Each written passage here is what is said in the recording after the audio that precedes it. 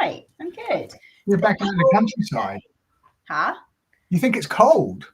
Well, I mean, it's a little bit chillier, like by 1 degree. They say it's going to be getting a bit cold, isn't it? I thought spring was on the way here in the Highlands or Lowlands. I think it's Highlands. Yeah. No doubt my screen will be whipped off when I get that wheel up. I think it will be, yeah. How was your weekend? Weekend was really nice. I went to Copper Rivet. Oh, that's right. You went to an English distillery in Chatham Historic Dockyard. In Chatham's Historic Dockyard, where they also have a rope museum, which is like 250 meters long, I think, so they can make the ropes. Yep, I remember going there when I was a boy. To work the ropes? Yeah. Yes, that was well before. It was still a military Royal Navy establishment back then when I went there. But yeah, it's a museum. I really like looking at the names of boats. That are there. Yeah, there was like one that was like La Vida, I don't know, La Vida Mare or something like that, or whatever Spanish is for the sea.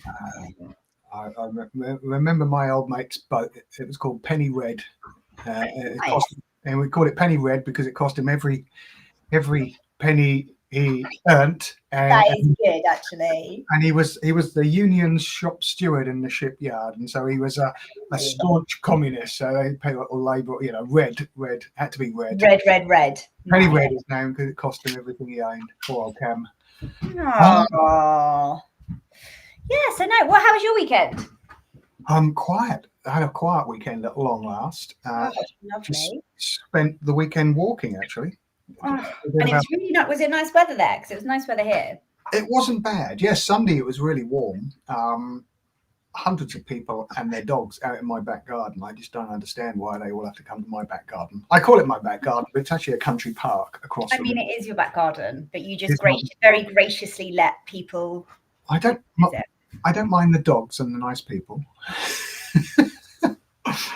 Yeah, the dogs and their assistants. Yeah, there's a few snowdrops coming out already. Do you know, I've seen daffs out. There's daffs out in my village. Wow. Mm-hmm. Very early. I've seen a couple of snowdrops already, but yeah, daffs, and they're like budding as well, coming out. Not even just like the leaves. Hey, excellent. Yeah, so I was just walking around the country park, got loads of miles in, met lots of dogs. Perfect. It was perfect. Okay, what have we got coming up? Okay, should we start? Let's hop straight in. Start this in. Let's get rid of some of these whiskies. So I'm going to start in Speyside with this Duffton 1975. It's an independently bottled Duffton from Berry Brothers and Rudd. Made back in 1975, matured for well over 4 decades. Yum. Single hoggy. Well, one of the oldest. If you've ever been to Berry Brothers and Rudd down in London's well worth a trip there. One of the old original stores there. Yeah, cracking independent bottler. This one, I almost lost this one, I think. They might have taken their eye off of this one in the back of the warehouse somewhere. It's bottled at 40.1% ABV. Dufftown, I don't know if you've ever been to Dufftown. It's a fabulous little town in the heart of Speyside. There was once a saying that Rome was built upon 7 hills and Duffton was built upon 7 stills. I think you've said this before, and I immensely enjoy that. Aye, there is a pub called the 7 Stills there. There were 7 distilleries. I think there's 6 there now. One new one, Kinninvie, that you can't really see. It's sort of not really it is a distillery, but it doesn't look like a distillery. It's just built behind Balvenie, Glenfiddich, and hidden in the background. But yes, there's a lot of distilleries in there. Mortlach being the oldest one in the heart of right in the middle of the town, actually. But it's the home of Balvenie and Glenfiddich. This one as well, Duffton and Glendullan as well. And they're 2 big distilleries on the river Glendullan, on the River Dullan. It comes down with the Fiddick. 2 great big industrial workhouse distilleries, mostly making whiskies for the blends. Used to be, I think it was owned by Arthur Bell, and so it's sort of one of the signature malts of Bell's whiskey. So yes, let's pick a winner, shall we? Let's blinking pick a 1975. Got that wheel up. Here we go. Let's go. Dufftown 1975. Who is going to be our winner?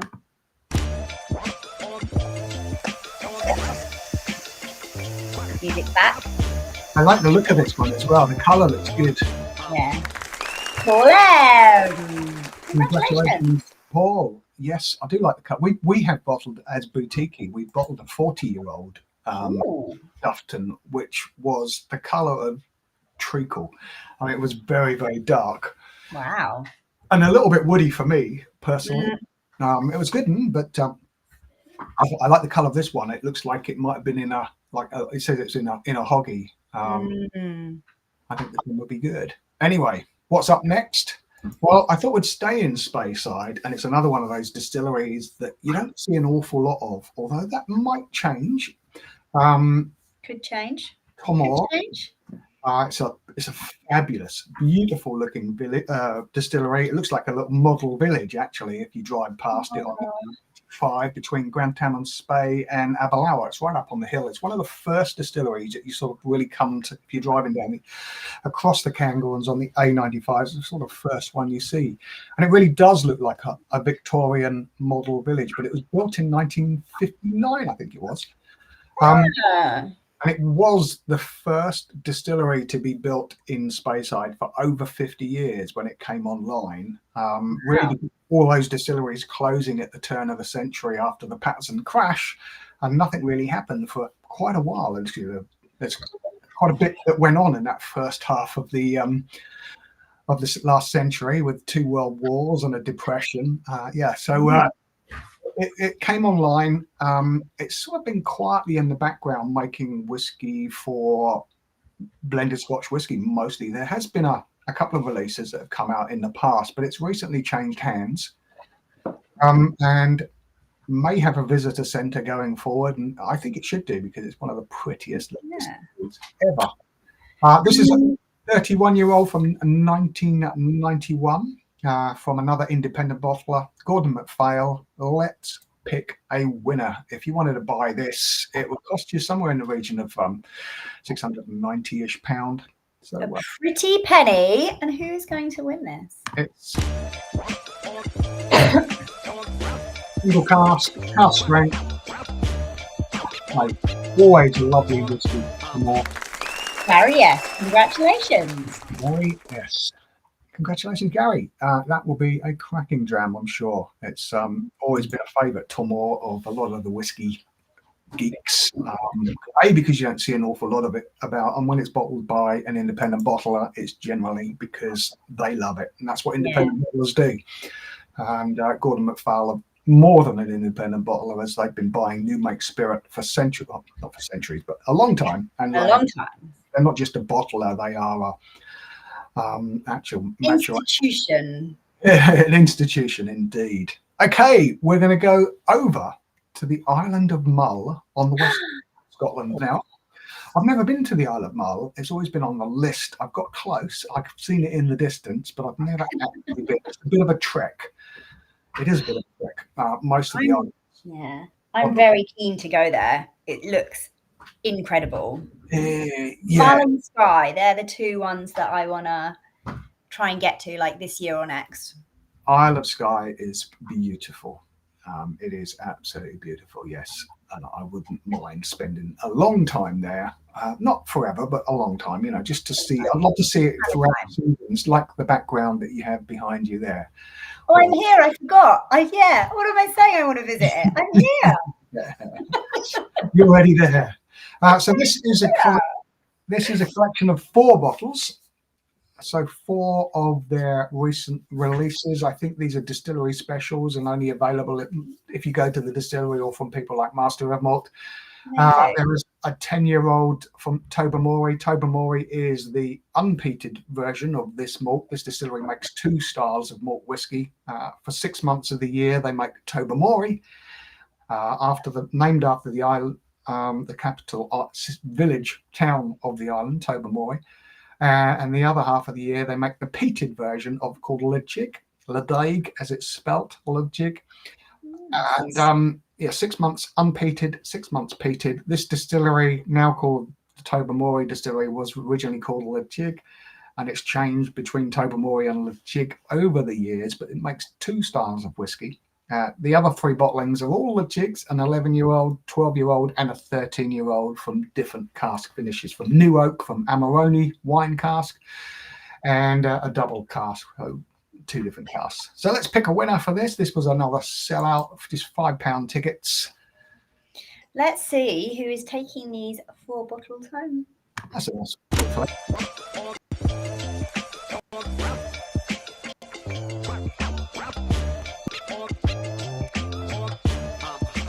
Corby, congratulations. Congratulations, Paul. Off to the Isle of Mull for you. And as always, we love seeing your faces nestled amongst these bottles that you Yes, win. absolutely. Yeah, once you get your bottles, once the your winnings have been sent to you, do send us a picture. We do love to put it up on the website. Your happy faces, even better if you've got that one of those bottles opened and you're toasting. That's even better. That's what we love to see. Okay, and our next lot, Alex, is something that really interests me. Is a single malt from Japan, a new distillery, Kanasuki. Ooh. It's How long have they been going? 2017, I think they started making them. I was in Japan in 2018 and met these people and had a really wonderful little conversation with them in a whiskey show at Tokyo, Whiskey Live Tokyo. Yeah, unusually they have 3 stills in their still house, not just a pair, they have 3, and they're all very, very different, and they all have different swan necks, line arm angles, different sort of shapes and reflux. So in one distillery, they can make several different styles of malt, which is kind of clever. I tasted their new make spirit. They're unpeated and they're peated, and I must admit, I do like a bit of new make spirit, and it was delicious. I like to taste new make spirit just to get a feel of what it's going to be like when it's been matured. Now, obviously, they didn't have any matured whiskey at that time. It was November 2018, I think I went to. They just literally opened their doors. Yeah, they only really just started making spirit, so everything was just a baby. So this is you can get it over here. Mostly sells out pretty damn quickly. It's got a bit of a following already. And these were just £5 tickets, so completely sold out as well, I hear. Very, very quickly. This was, I think, was one of the first ones to go. Amazing. And there weren't many tickets, I don't think. No, I don't think so. Should we see who's won? Let's do that. That was a seamless segue with that wheel then, Dave. Perfect, hey? We're really getting to grips with this now, aren't we? Hang on, let me check it's the right wheel.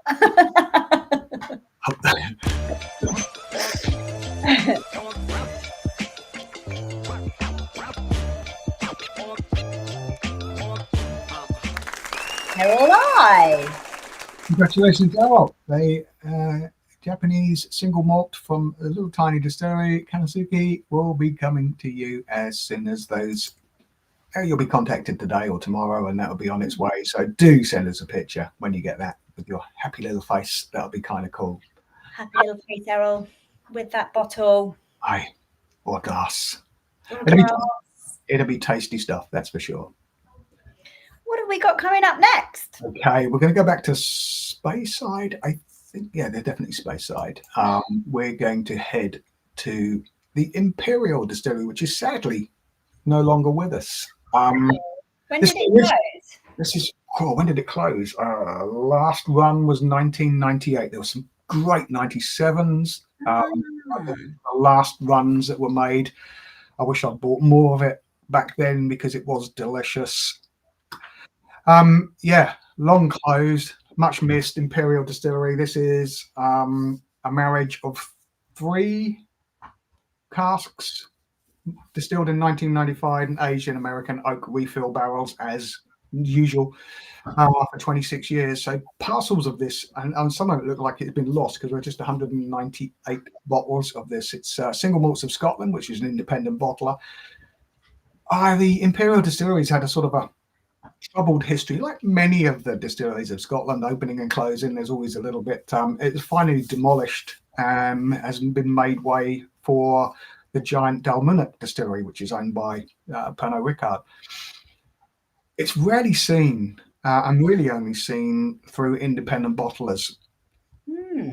That's the beauty of independent bottlers, though, isn't it? It's all of this stuff went into it's a story of bad timing. I think this distillery, by the time people started to understand and thinking, man, this is great whiskey, the distillery is closed. Oh, that is sad. There's very little stock of this. It's always really expensive when we get offered casks. There's very little stock of it. Liquid history. One to savor, I would say. One to save or one to savor? No, definitely to savor, because it is delicious. A little taste of history. A little drop of liquid history, yes. Okay. See who's going to be our whiskey historian. Let's do that. This is one I would definitely punted for. I can't remember what the ticket, £7 a ticket. Yeah, I would have definitely had a go for this.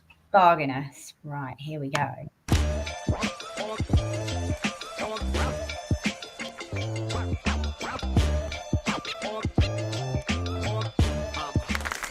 MG. Congratulations, Ben. A little drop of liquid history will be heading your way. It is. A whiskery. Can we say that? I have no idea how you did, Alex. That's for you to use in future as well. Yeah, that's definitely one I would have popped a £7 on. Yeah, absolutely. Okay, up next we're going to incredible whiskey at such just amazing prices. Where would you get a bottle like that for £7? Yeah, I know. Cracky hat. I just looked at the price of that. Man, that's expensive. Holy moly! Expensive old whiskey. Okay, up next, we're going to go back over to Islay for our usual favourites, Ardbeg. And it wouldn't be a Master of Malt whiskey competition without a bottle of Ardbeg in it. Exactly. Is a 24-year-old from their Forgotten Gems line, which is basically whiskey that's been lying around from previous bottling in a jerry can, forgotten about. Yeah, basically, very, very small parcels. You know, when there's a bottling rum and stuff that gets left behind, basically. The forgotten drop. Forgotten drops, that's what it's called, Forgotten Gems. And it's doesn't find a 24-year-old single malt from Ardbeg. There are only 34 of these bottles. Right? This was just a small container that we had lying around and thought it's perfect for Forgotten Gems. You know, sometimes you keep a little bit of it as an independent bottler to add to something else, something old, to bring depth to a younger malt, perhaps. Thought we'd pop this out on its own. Now, it's always a popular bottling at these competitions, Ardbeg, and it's one of those distilleries that's had a really checkered history. It's long periods of closure, and one we nearly lost in the 1980s when you talk to some of the old boys of Ardbeg, or if you read the wonderful book called Andrew Jefford's book, all about Islay. It's a cracking book. How derelict this distillery was during the 80s, and now it's modern distillery thriving again. So yes, let's pick a winner for this. Another little drop of liquid history. Who is going to be taking this forgotten gem home? Let's.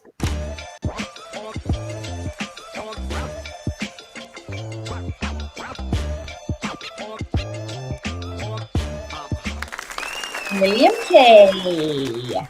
Congratulations, William. The Ardbeg is yours. Super interested to find out the tasting profile on this as well, William. Send it across. Old Ardbeg, old peated Islay whiskey. Yeah, the peating levels would have been a bit lower way back then. It would have been, yes, old peat, delicious. We're going to go to another island. We're going to go to an island at the top of Scotland, up in the Orkneys, and we're going to go to Highland Park. And this is a 30-year-old Highland Park.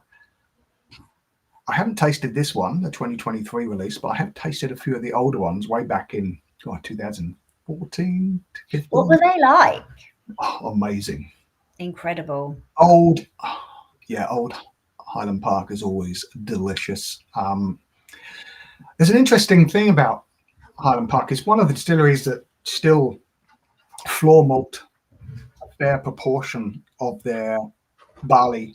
Oh, really? Yeah, they do 20%, I think, as floor malted, and they mix that with malt from the mainland. So they still do that. And one other thing that's important about Orkney and Highland is their peat.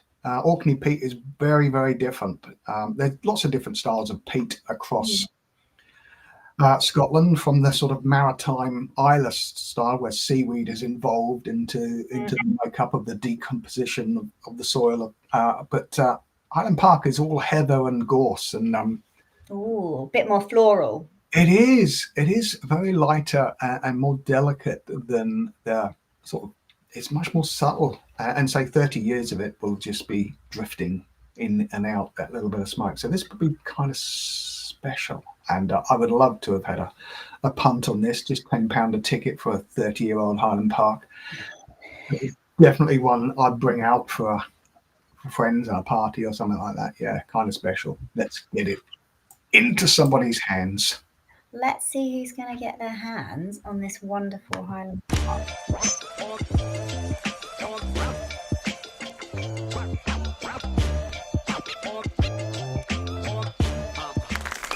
Mikey! Congratulations, Mike. Congratulations, Mike. Pretty looking bottle too, that as well. Yeah. Beautiful looking liquid as well. Glowing amber. It is glowing, isn't it? Yeah, they made a decision a few years ago to start using a lot of sherry. Quite a few years ago, they really started investing into sherry cask. I mean, you can find Highland Park in ex-bourbon, obviously, because it takes time to get these through, but they did invest heavily in sherry cask maturation. A huge cult following for Highland Park as well. Yes, delicious whiskey. Final one of the day, and it's a biggie. It is a biggie, yeah. It's another 40-year-old whiskey. And this one is from a distillery that not a lot of people may have heard of. It's something that's really sort of been sitting quietly in the background for a long time. A lot of it's been making whiskey for White and Mackay blends. Mm-hmm. However, after a bit of refurbishment and sort of rebranding, has started to come out in its own right as a single malt, and there's quite a few of them around now, from 12 years all the way up to this magnificent 40-year-old whiskey. So yeah, 2018, I think they relaunched its whole core range. What's really interesting as a whiskey geek about Fettercairn is its still setup. They use a cooling ring around the swan neck, so they're sort of spraying water, which is kind of unique. There's very few people that do. I think Dalmore do something similar with a cooling jacket. This is where they it's basically spraying water down the side of the swan neck to increase reflux. So you get a very, very light style of whiskey.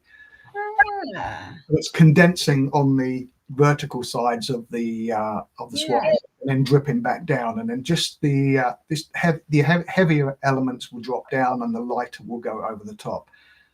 What's also interesting about Fettercairn, which is why probably not a lot of people have seen it, because back in the late 90s, mid-90s, for quite a while they used stainless steel condensers, which gives quite a meaty, sulphury sort of flavour. You've got to remember that all distilleries were built, certainly in Scotland, to supply a style of whiskey to suit blenders. As back in 90s, 95%, even higher than that, of the whiskey drunk around the world was blended Scotch whiskey. So all of these flavours from all the distilleries were dictated by the blenders. And I say Fettercairn was a White and Mackay. Yeah.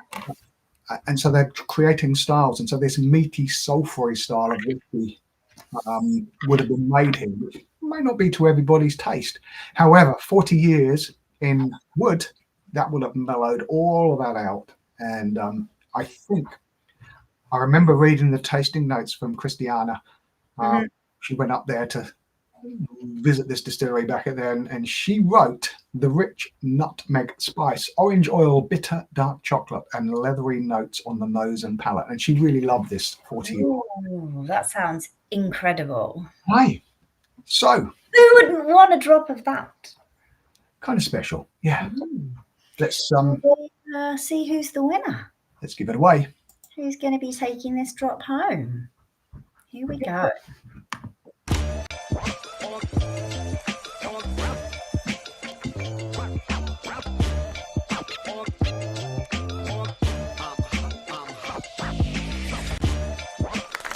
Julian, congratulations. Congratulations, Julian.